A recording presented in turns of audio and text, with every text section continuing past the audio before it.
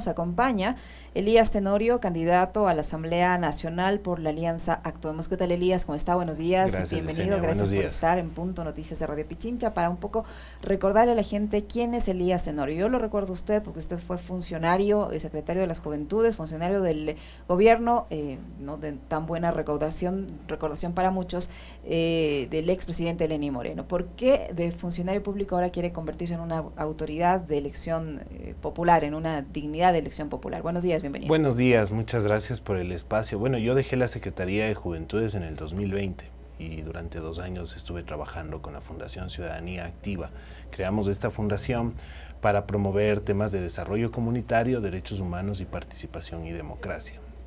Entonces, después, y dedicado a temas personales, digamos, porque creo que cuando uno tiene una experiencia pública tiene que salir a resolver muchas cosas también. ¿Y qué experiencia le dejó su paso por la Secretaría de Juventudes, bueno, y de haber colaborado directamente con el expresidente Lenín Moreno? Más madurez, creo que tengo muchísima más madurez. Recuerda usted que cuando asumí la Secretaría de Juventudes yo tenía 27 años, ahora tengo 33 años de edad. Yo creo que la madurez no se mide por la edad, sino por la experiencia que uno puede vivir y transitar en algunas cosas. En segundo lugar, entender la complejidad de lo que significa el Estado ecuatoriano, porque el Estado ecuatoriano tiene muchísimos problemas. Y muchos problemas que hay que conectarlos desde el ejercicio del Ejecutivo, pero también desde la gestión legislativa. Y hay una necesidad de que, bueno, en un momento de crisis como el que estamos viviendo actualmente, pues vayan a la Asamblea Nacional personas que tengan un nivel de experiencia, de conocimiento sobre los problemas del país y que puedan brindarles soluciones concretas, claras y rápidas. Creo que no vamos a poder resolver todos los problemas del Ecuador en 1 año y medio, pero sí brindar las condiciones necesarias para que cualquiera de los gobiernos que entre o que gane. Nosotros estamos bajo una tesis política, pero lo que buscamos sobre todas las cosas es que los ecuatorianos tengan representantes midiendo lo que ellos saben, la calidad y, digamos, lo que puedan hacer dentro de la Asamblea Nacional. ¿Cuál es la tesis política de Elías Tenorio? Bueno, estamos respaldados por la Alianza 823. Yo soy invitado por la Alianza 823. Yo no soy miembro de ninguna de las 2 organizaciones y estamos respaldando la candidatura de Otto Sonnenhorner a presidente de la República. ¿Y cuál es la propuesta que va a llevar Elías Tenorio a la Asamblea Nacional o con la que busca alcanzar un curul en la Asamblea Nacional? Bueno, en primer lugar, legislar para darle las condiciones necesarias al gobierno o a la persona que tome la decisión de generar los mecanismos de seguridad necesarios al país para que pueda hacer eso, para que pueda hacer su trabajo. Lamentablemente en estos últimos 2 años hemos visto cómo muchas autoridades se han escudado de la falta de normativa legal, a pesar de que había normativa en algunos casos, para poder implementar los mecanismos de seguridad necesarios para los ecuatorianos. Yo creo que independientemente de la tendencia ideológica, el legislador tiene que ir a dar las condiciones necesarias para que podamos tener más seguridad en el Ecuador. Eso, y creo que es un acuerdo sine qua non de todas las organizaciones políticas, legislar para tener mayor seguridad. Pero en el plano de Elías Tenorio a la Asamblea Nacional, por lo que yo he trabajado y por lo que he vivido, el tema de empleo joven me parece fundamental. No solo porque... Pero empleo joven, ¿cómo lo van a crear desde la Asamblea? La Asamblea no genera fuentes de empleo. No genera, pero brinda condiciones. Y me parece que una condición es la generación de excepción tributaria a las empresas que contraten un joven más, aumenten su nómina contratando jóvenes Le más. recuerdo que el presidente Lasso hizo algo parecido con varias empresas y no hay un puesto de trabajo es que el presidente Lasso no hizo reforma jurídica necesaria para eso. Usted sabe que las excepciones tributarias entran por ley. ¿Sí? Y lamentablemente lo que no existe es una ley de excepción tributaria para contratación a jóvenes como tal. Entonces lo que estamos planteando nosotros es hacer ese mecanismo, porque no sería el primer país que lo implementa. De hecho, por mi experiencia en la Secretaría de Juventud, tuve la oportunidad de conocer experiencias de empleabilidad juvenil en España, en Perú, en Uruguay, y esas experiencias siempre se allanaron a la excepción tributaria por parte de los estados hacia los empresarios. ¿Por qué no dar un programa como el de empleo joven que existía en su momento, en el que uno devolvía la mitad del salario básico a un empresario? Por eso mismo, porque cuando hablábamos con las empresas, cuando estábamos en los últimos años de revisión de este programa, nos decían, miren, el problema sustancial que tenemos es que, primero, ¿cómo justifico el ingreso de recursos por parte del Estado? Y en segundo lugar, ¿cuándo me paga el Estado?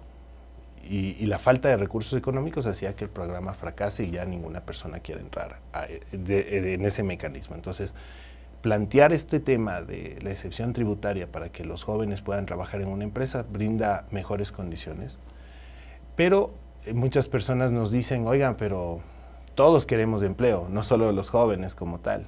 Y claro, uno les explica las condiciones de contratación que hay en el Ecuador en este momento, muy complejas, porque básicamente muchos empresarios no han podido reactivarse al 100% después de la pandemia del COVID-19. Y yo creo que es muy importante legislar en torno a eso que ha pasado también. Yo siento que hay que cambiar la política social después del COVID-19. ¿Cambiarla cómo? ¿Creando qué? Creo que hay que tener mejores condiciones de entender la política social. Uno, siempre los tomadores de decisiones pensamos que el sistema de salud se corrige en los hospitales, cuando se debería corregir en el primer nivel de salud, en los centros de salud tipo A, B, C, sobre todo en los subcentros, que son los que más hay en el país. Lo que he visto, no solo en esta campaña, sino durante mis últimos meses de recorrido, porque tuve la oportunidad de servir en la emergencia del COVID-19, fue ver que subcentros de salud no tenían ni siquiera mascarillas.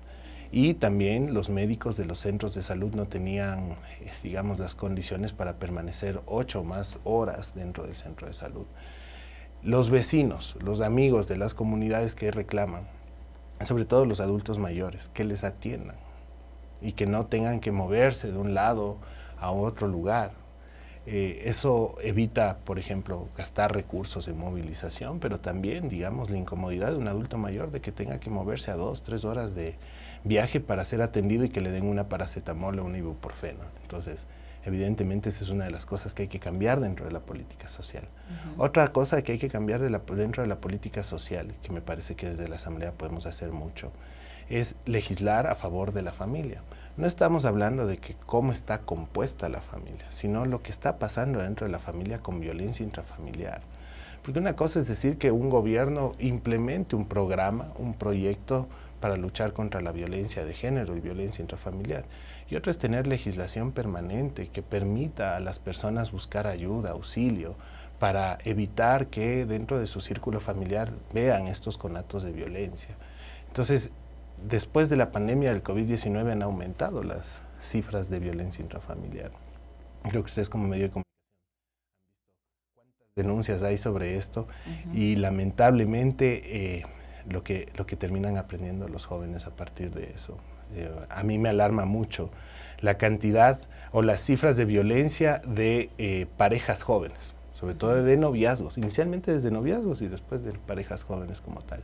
Entonces esa violencia intrafamiliar hay que brindarle otras condiciones a los ecuatorianos para tratar de atenderla. ¿Y eso cómo se puede atender desde la Asamblea? ¿O cómo pueden colaborar para cambiar esa realidad desde la Asamblea? Bueno, primero los ejercicios de fiscalización son necesarios y hay que preguntar al gobierno que sea cómo se están implementando estos proyectos a través del Ministerio, en este caso de la Mujer y Derechos Humanos, que tiene la competencia en ese sentido.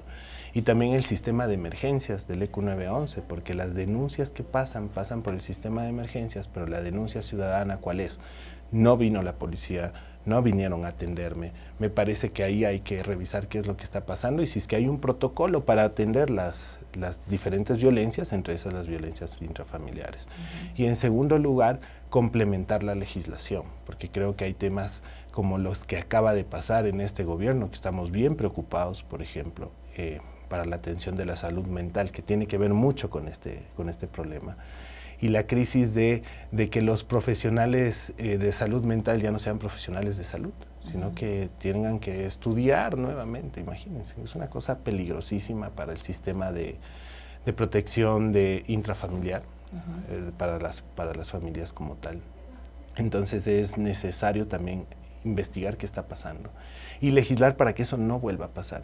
Porque aquí lo que hemos visto en este gobierno es que no hay una prioridad para atender los problemas de salud mental, sobre todo desde una pandemia como la que vivimos. Sí, bueno, las cifras así lo demuestran, ¿no? Al menos en la capital, las muertes por suicidio superan a las muertes violentas, por ejemplo, algo que dibuja la realidad dramática que se vive en la capital de la República, uno de los ejemplos, ¿no? Algo que se reproduce en el país. Y se concatenan las cifras de muerte es contra los jóvenes.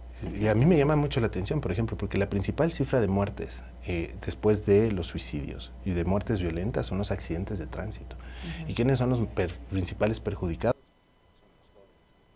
Mientras tanto, el gobierno no ha sacado todavía el reglamento de la ley de seguridad vial. Me parece importante también que se debería trabajar.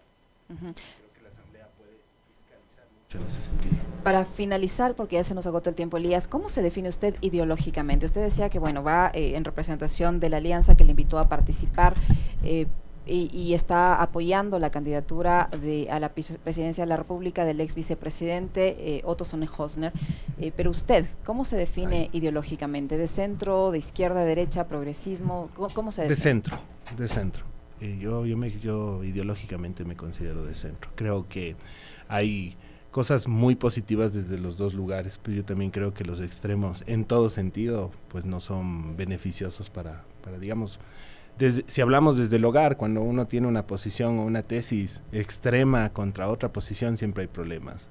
Pero cuando hay un punto de equilibrio y hay un punto de confluencia en las tesis, pues podemos llegar a muchas cosas. Por eso me considero de centro. Y he aprendido. Usted me preguntaba, Licenia, ¿cuál es una de las experiencias de haber trabajado en un gobierno? Digo, es aprender, es entender que los problemas de los ecuatorianos pasan por decisiones, y yo creo que eso es muy importante, buscar tomar decisiones que mejoren la calidad de vida de las personas, independientemente del pensamiento ideológico que tenga cada quien. Muy bien, muchísimas gracias por habernos acompañado, Elías. Suerte en la campaña. Usted está candidato a la Asamblea Nacional por Alianza Actuemos por la provincia nacional o por la provincia de Pichincha. Pichincha en Quito, distrito Parroquias Rurales.